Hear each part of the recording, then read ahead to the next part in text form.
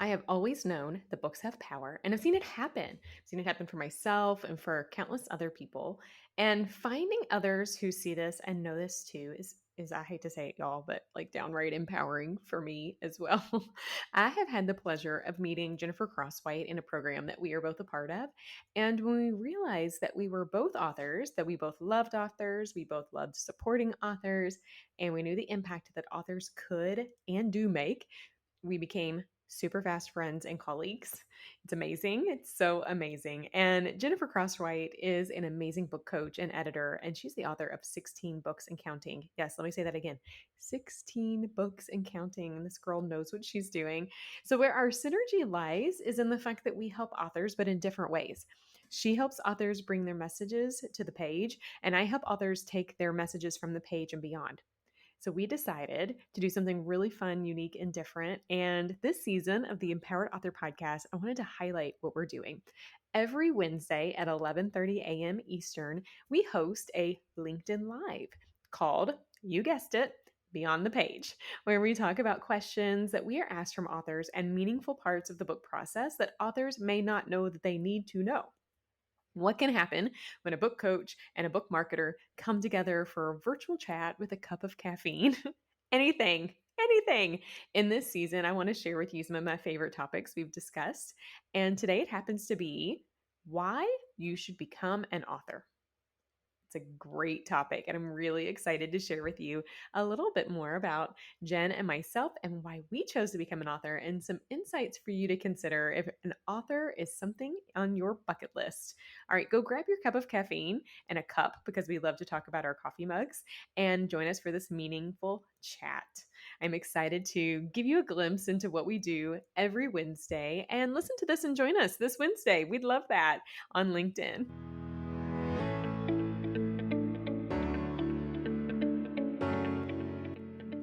Hey, I'm Stephanie Feger, and Empower is my middle name.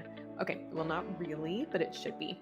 I believe that empowered people empower people, and I am obsessed with empowering you, the nonfiction author, with impactful marketing strategies to help you take your important message and share it with those who desperately need it, want it, and will buy it. As the owner and chief strategist of the Empower PR Group, and the author of 2 books myself, I have merged my love for reading books, writing books, and marketing books to help nonfiction authors with laser-focused strategies and tactics to write books that sell, promote books to those who need and want them most, and build meaningful businesses from empowering messages. Think of this as your one-stop shop for marketing insights from an author who has been there, done that, and understands exactly where you are. And this season, you get 2 authors to give you insights that you will definitely want to grab your pens and get ready, because we are ready to empower you. This is the Empowered Author Podcast.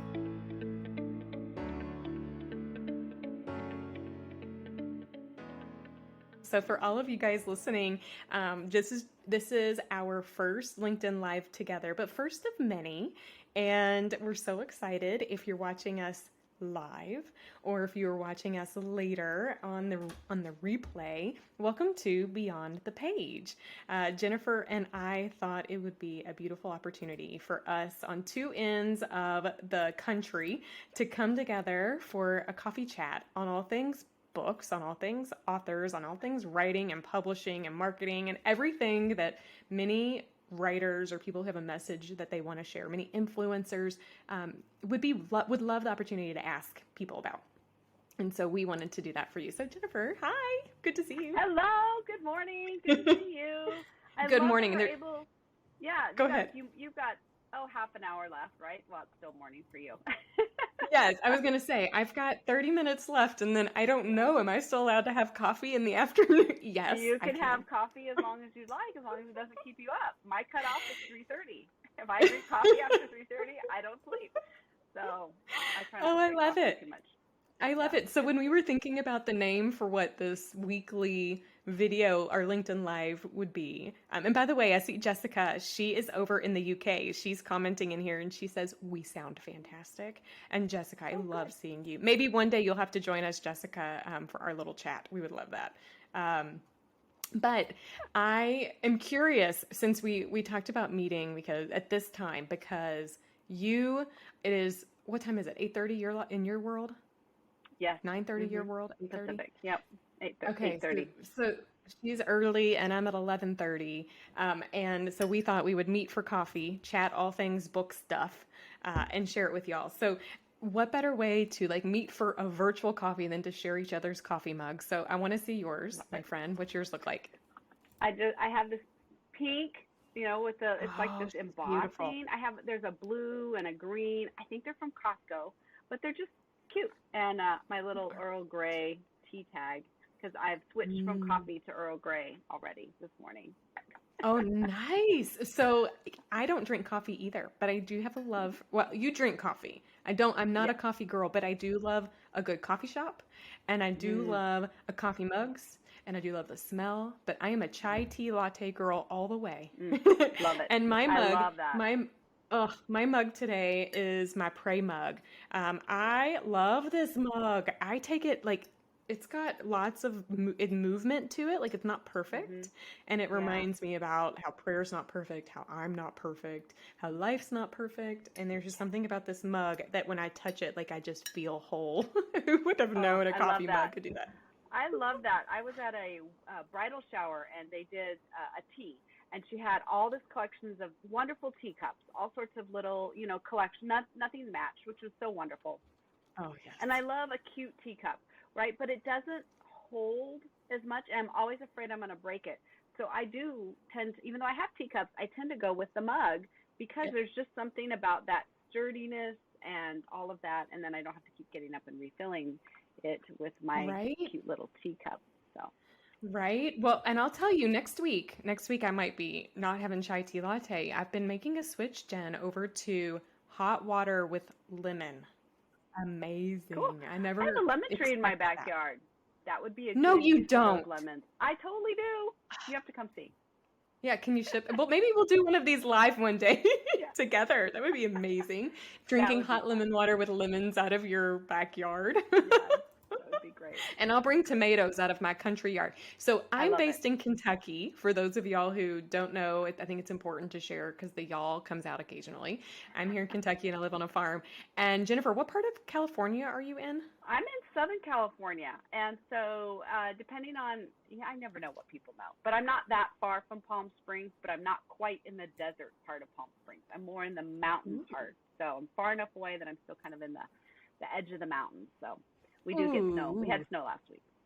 Oh, that's amazing. That's Yeah, amazing. it's I love my California. favorite kind of snow because it snowed all day and it was so pretty and it melted and I didn't have to shovel it. I didn't have to ice anything. I didn't have to do anything. It was fantastic. I enjoy the That is the best. pretty and none of the work. That is the best kind. I homeschool my kids on top of doing book marketing stuff, and we just learned about climates. And because what you just explained, my homeschool mom brain goes into school mode. We live in a temperate climate where we get to enjoy all the seasons, and so it is really lovely when you get to see something beautiful, but you don't have to deal with all of the leftovers that snow can can do. Well, Jennifer and I, even though we've never met in person, we live, many hour flight hours away. We have really bonded on this topic of authors and the power of books. So when we started thinking about what we could do together and what a LinkedIn Live could look like, Beyond the Page made sense to us because Jennifer comes to the table from a editing book coach perspective. So she's helping bring people to the page.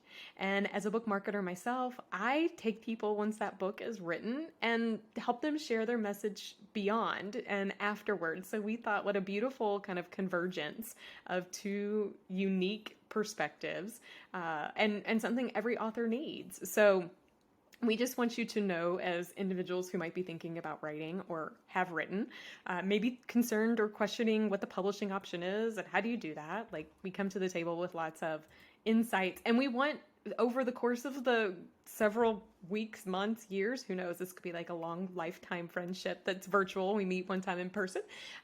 We want you all to ask questions. What do you want to know from experts in this industry? And we want to normalize that for you.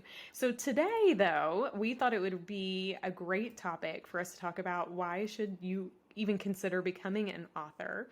and thought it would be a fun little way for us to share a little bit about why we made that choice. Jennifer, I want to start with you. Like, tell me and not just why should you become an author, but we need to celebrate. You just published what number book? Number 16 on Yeah, last number Monday. 16. Yeah. Yeah, so we're not talking about a newbie here. She knows what she's doing. 16 books, and the number 16 just came out. So share with me, I love hearing this, about why did you become an author? Wow. So, I mean, I was one of those kids who was always writing stories and loved stories, and people would say, you know, what do you enjoy doing? And it's like, I love reading. And Yep. I remember as a kid thinking, if I could just get paid to read all day, like that would be my The ideal job. thing. Yeah. Yes. And essentially, that's what I get paid to do now is I read all day. Okay, Uh, that's amazing. You wanted to grow up and read all day. I wanted to grow up and pack groceries in the grocery. That was my goal. I'm going to be a grocery clerk. there is quite a talent, though, to packing the grocery bag correctly. There is. I have it. Yes. So I think it has, you know, of course, publishing has changed tremendously. The advent of indie publishing has opened up options for people who Yeah. would not necessarily be an ideal traditional publishing client. And my background is traditional publishing, and so I understand what they're looking for in the traditional market. Why they have overhead, they have investors, it's a product that they need to be able to market appropriately and get a return on their investment for. Yeah. With indie publishing, the overhead is quite a bit less.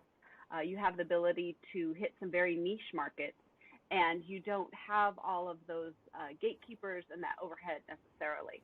So that has really revolutionized publishing and opened it up to a lot of people who I think there's something like 80% of the people would love to write a book, but so Yep. few, less than 1% actually do. And the reason is it's a lot of work. There's a lot that goes into it. But I tell professional women and men, of course, all the time, that there's a lot of opportunity in the business world where a book could really help you out. If you do Yep. any speaking at all, having a book for people to pick up after you finish speaking is a great way to continue that connection. Even just for many business people, I call it the $10 business card. You Yep. can hand it out to somebody. You don't necessarily have to sell it, but you can hand it to somebody, and they understand that now that you're an expert, that you have some authority. It's a gateway to lots of other opportunities. You can, if you're tired of saying the same thing over and over to all your clients, right, you can give them the book.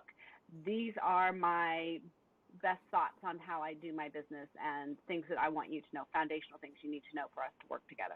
So there's a lot of reasons beyond just having a book as a self-expression for business people Yes. to really get a good return on their investment for their time and their money in writing a book. There's a lot of great business reasons for it. Yeah, I mean, I think that I'm a big believer that books have power, whether you're in fiction or nonfiction. Right. You know, I tend to support nonfiction authors in marketing their books because I understand the business mind and how we Yes. can help make that pivot. But I also am a massive consumer of fiction and love it. And so from the person that loves to read, I know that books have power because life is crazy. Life is crazy. We were just talking about this before we recorded or went live, how crazy life is. We all need an escape. And I think books are a very healthy escape. So from a consumer, they're a healthy escape. And I'm a continuous learner, and I love that books can do that for me.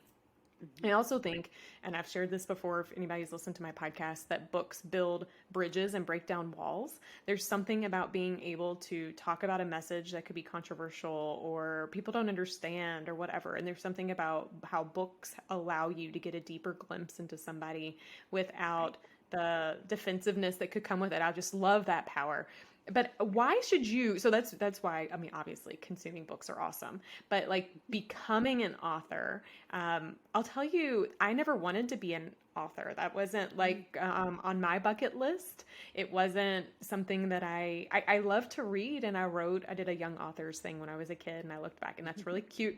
So I liked those things, but growing up to becoming an author, I think I just never thought that it was a possibility. And in secret, I started writing just as a cathartic outlet. I actually wanted to be an actress. I don't know if you even knew this about me. And I did know that about you. I think you mentioned that one time. Yeah. yep. I could totally And see it too. oh, I don't know. I couldn't get rid of the I, the letter I, saying I instead of I, and that felt too odd. And I just realized if I can't get rid of the Southern accent, let's pick a different field. So I went into PR, which is much like acting anyway. Yeah, there you go. But I used to write monologues that I would then share in my auditions. And so that was how I started, enjoying writing. But I didn't go down that path. I went in PR marketing, and several years in, I see, look, I said it the right way then. I started to write in silence behind closed doors as a cathartic outlet, and through a very serendipitous series of events. And because I shared my Pray mug, and I'll share here, obviously, a very God moments in my life happened that pushed me to write a book.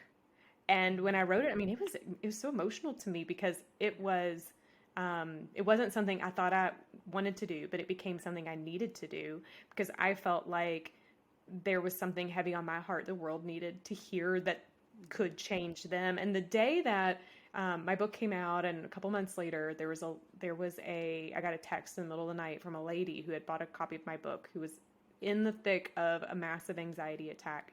And she picked up my book as she was crawling into a closet having an anxiety attack in the middle of the night, and my book was on her Kindle or in paperback. I can't remember. I think it was Kindle. And she said it within 15 minutes she could breathe again. She said, "Your book saved me." And I think that's pretty extreme. Even when I today think about that, I'm like, I don't know if it saved her, but she said it did. It changed everything. And that's when I realized it's so much more than the book. Like, the book is a tool, but we all have a message. Everybody has a story. I'm not saying everybody's story makes sense to become a book, because I don't, it's hard. Like, this is not an easy journey. But if it is a way that you feel like you could share a message, I know that there's power in it, like, and how it can change people.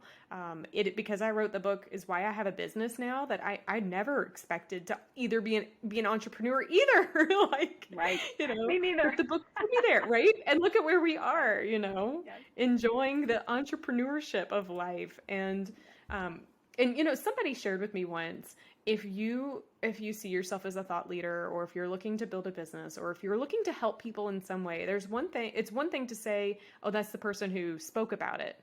It's another thing to say, I'm the person that wrote about it, and now I'm sharing it. So I think that the book levels people up a little bit. It's true. And in a world where there's everything is kind of sound bites, right? And you think about social media, and everything is very short. And it's so easy to be misunderstood, or to really not have the space to fully unpack an idea. There's something about a book that really allows you to go in depth with those, to take things in a deeper way, and then also for people to be able to come back and refer to it.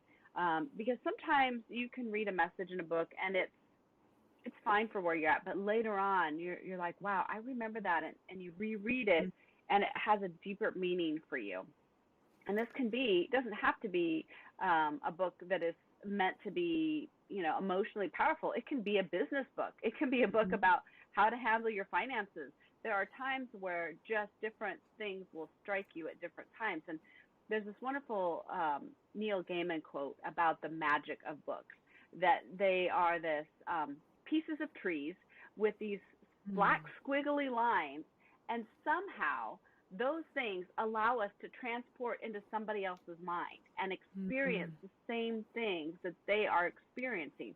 I mean, it's true. Books really are very magical. And there is just something wonderful and powerful, not only with fiction. Fiction we expect to be taken on a journey, but nonfiction as well can absolutely take us on this amazing journey to improve our lives, to make our lives better, and make the lives better with other people. And you can't get that in any other format other than a book. No, and I don't know about you, but my experience with books go pretty daggone deep. Like it's not just I don't know. I can't get to the Kindle. I'm not a Kindle girl. Like please don't make me look at a book on a computer. I want to touch it. I want to feel it. I want to Yeah. smell it. Like Yes. I found out later that there is a specific cancer that librarians are prone to because of the old pages and what happened. Yes. Anyway, so it's a good I thing I can didn't see go in that. that. Yeah, I mean, Yeah. but I love to smell it. I love to look at the pages. I love to feel it. There's this experience that I get with a book. When my husband and I were dating, we would on Friday nights, everybody else was going out and doing other things. We would go to the bookstore and just sit in Yes. there. He's not as much of a reader as I am, but he knew how much it brought me joy. And so I think when I think of a book, I think of the experience that it Yeah. provides me, and especially in these times with the last couple of years being thick into COVID and travel is not as easy to do. I love to travel the world.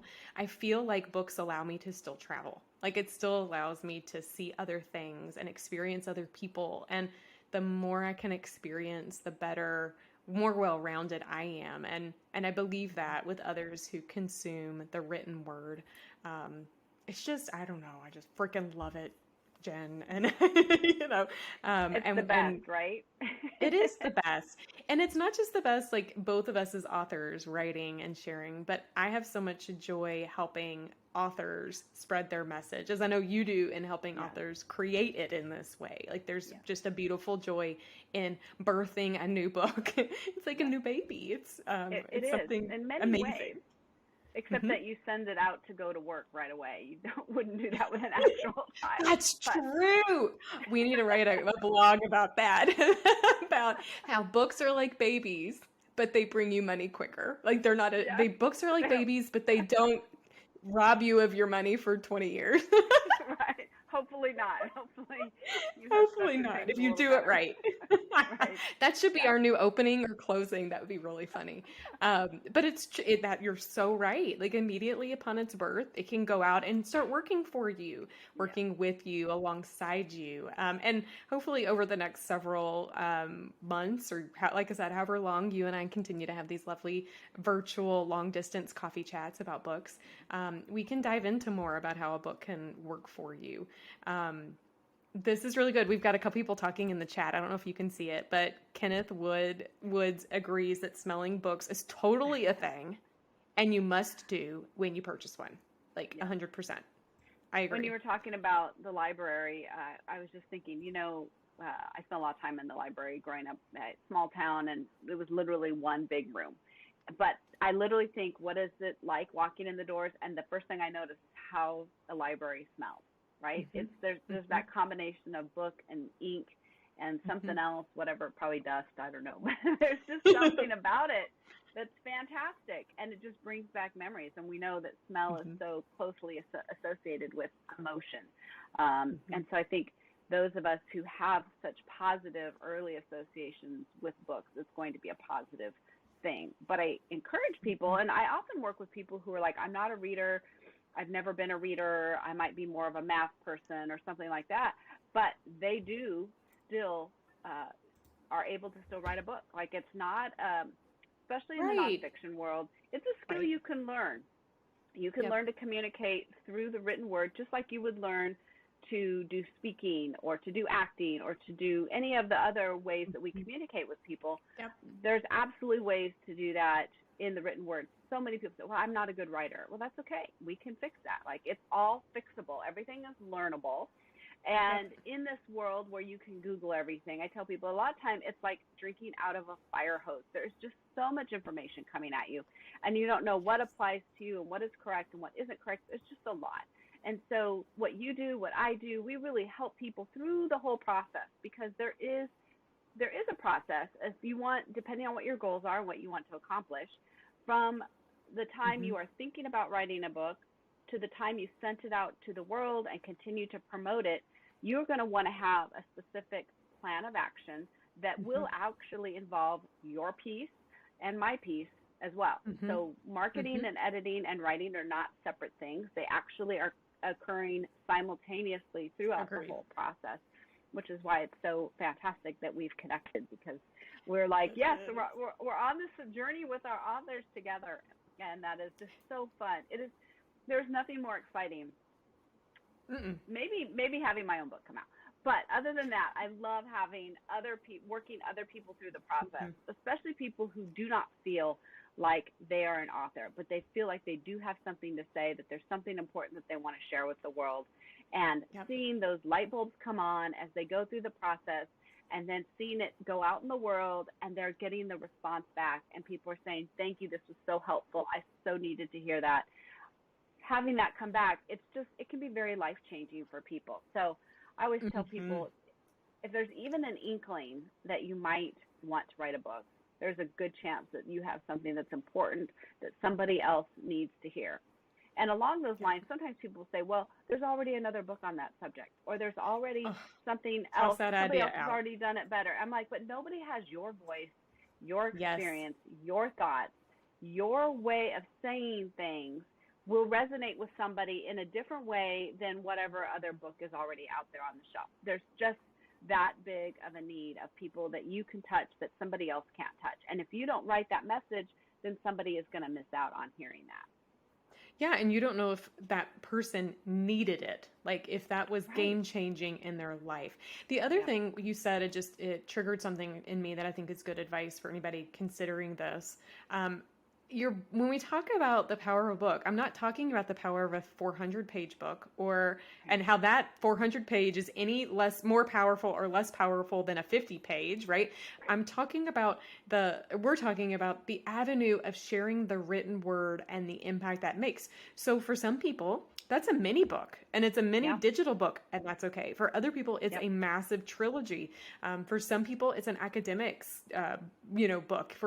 It goes everywhere, right? And that's okay. So I don't want you to feel like you immediately have to compare yourself to another author, and that is the level of success, right? You get to define that success. But if you have a message that you feel like it needs to be shared and you feel like people could benefit from it, the written form of writing, publishing, sharing the world through a book could very well be exactly what you need.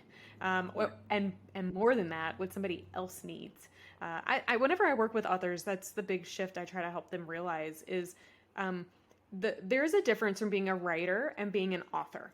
I feel like when you're writing, you have a bit more flexibility in writing what feels good to you and what's empowering to you out in the world. But when you become an author, you make a shift from realizing that what you've gone through, what you're experiencing, what your thoughts are, what your story arcs are, all of that have the power to help somebody else. And the shift comes into making sure you care about the reader along the way. And I think that's something that's important to consider. If you find that you have a message and you know that message has a power to help somebody else, then that's where I think the world of author and entrepreneurship may be a place that fits into your life's path. Absolutely. That's exactly it. You have something that can help somebody else, and that is powerful. And most people don't realize, or they underestimate what they do have to share. And the world is missing out as long as you're not sharing that with them. Yes. So how do you share? So we thought it would be fun as we wrap up each week to highlight a book, an author, something, maybe someone we're editing or working on marketing work with, or a book we're reading with you. And this week's my week. You get next week, girl. So you be thinking of who you're sharing. But I am reading the book, The Lazy Genius by Kendra Adachi, or Lazy Genius Way by Kendra Adachi. She has a podcast too that's so lovely. Her voice is like butter. It's just so smooth. And she's just a really awesome human. Maybe one day she'll listen and we can meet her in person too. I'm just in the power of meeting people. But this morning I was reading a chapter of hers that's called Start Small. So she focuses on her kind of MO is all about you can be a genius, or you can be lazy, or you can mix the two. And if you're a lazy genius, you're going to focus on the things that matter and you're going to ditch what doesn't. Be smart about the things that matter and be lazy about the things that don't. And so she gives you the principles on how in life can you be more intentional by focusing on the things that matter. And letting go of the things that really don't matter. And today, the message she shared with me through her book is the power of starting small. Small steps can go a long way. And I think that for authors, true. this is really big, right? Like Yeah. whether you're in the writing process, listen, you want to become an author, you have to write. You have to start You the do. writing. So just sit down and write. And maybe your goal is to write a paragraph a day. Great. One day you'll Yeah. be an author. Small. Yeah. If marketing is overwhelming to you, awesome. Maybe it is sitting down and doing one social media post. That's it. Just start. Just start One small. thing. So there was a quote that she shared that I thought was brilliant that I wanted to share. And it says it's an image that has helped her view life differently from feeling like I have to do all the things to figure out I can do small things to get there. And it's from a social reformer, Jacob Riss. It says, when nothing seems to help, I go and look at the stonecutter hammering away at his rock, perhaps 100 times, without as much as a crack showing in it. Yet at the 101st blow, it will split in two, and I know it was not the last blow that did it, but all that had gone before. Mm-hmm. And as we're thinking, right? And as we're thinking about the power of what a book can do and being an author, I want those listening today to realize just start small. And it's about small, consistent movements. I believe that, you would agree it's small, consistent movements that get you to the publishing. And on my end, it's small, consistent movements that help your book work for you over the long haul. So that's my tip of the week. Start small. What is one small thing that you can do?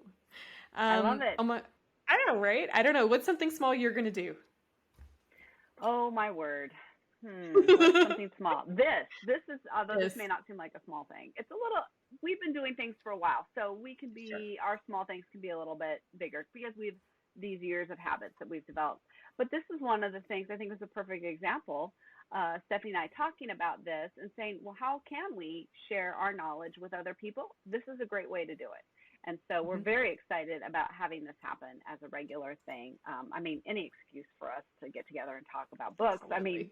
This is not painful at all. So, no, and have a virtual cheers, right? That's right.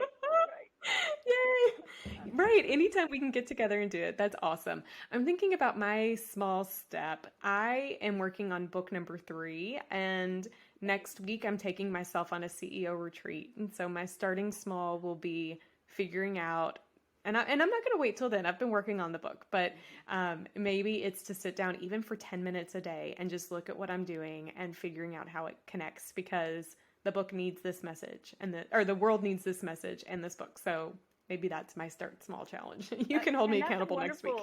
And I tell people this all the time. My book that I wrote on writing a book is called Eat the Elephant, How to Write and Finish Your Book One Bite at a Time, because it can be overwhelming. And so I tell people, just look at your manuscript once a day. Just open the computer. Just have it in your thought. Just jot down some ideas. Don't put a lot of pressure on yourself that, oh my gosh, I have to write 1,000 words a day to get through this. Just get the ideas, get the habit, do the small. Right. When you do that, you'll reach this critical mass where the words will start pouring out of you. But you need to have the habit to get it done. And, in our business mastermind that we're in, Six Figures Lab, we talk about the Colby, and if you're a fact finder versus a quick start. And so both of us, in the pitfall of that is the idea that we want it to be perfect, or we want to take off. We have all these things, both of us, that we create as obstacles around ourselves. And so this is what I love about the Lazy Genius way is it's just a small thing. Just take those expectations down, take the perfectionism down, take all of the ideas of this is going to be this huge, wonderful, life-changing thing.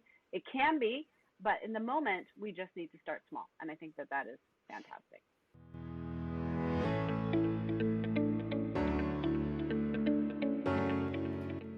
Start small. Isn't that an amazing piece of advice for any and everyone, authors included? Several years ago, not long after my first book published, I had a friend ask me, Stephanie, if you knew how hard it would have been to have done what you did, would you have done it? And I quickly said no. I think he was surprised. I know I wasn't, though, because this is what I knew. Yes, writing a book has been game-changing, and I wouldn't change it for the world. But if I had known everything that I would have to tackle to make it happen, I wouldn't have started, even though it was exactly what I was supposed to do. I look back now and realize that the way I was able to make it happen was to focus on my steps, one step at a time. That small, focused, and incremental movement had purpose, and it helped me cross the finish line. And I know if I can do it, so can you. Knowing your why is pivotal. It's your everything. And I know Jen will agree, it will help you write a book that's meaningful to you and to others, and it will help you market your book too. In fact, I always start with the why when I am building a marketing plan because it helps me help you stay focused. And it helps us focus on the small, meaningful steps to accomplish your goals. And let's be real, that's exciting. So, good question for you. What are you going to do today to start small? I would love for you to pop over to LinkedIn and DM me your answer. I truly, really want to know, and I'd love to support you in it. In fact, if you'd like to chat about your next small step in the marketing space, visit empowerprgroup.com/marketing strategy session and learn more about our 1-hour strategy session option that we have to help authors. And it's a great way to get focused and get started. All right, that is a small challenge I have for you. Here's another one. If this is a podcast that you truly love, are inspired by, and empowered by, a small step you could do to give us some kudos would be to take a moment to rate and review the podcast. That would mean so much to me. All right, I am ready to empower you as you embark on you making your author impact. Remember, empowered people empower people. We've empowered you. Now it's your turn to empower others.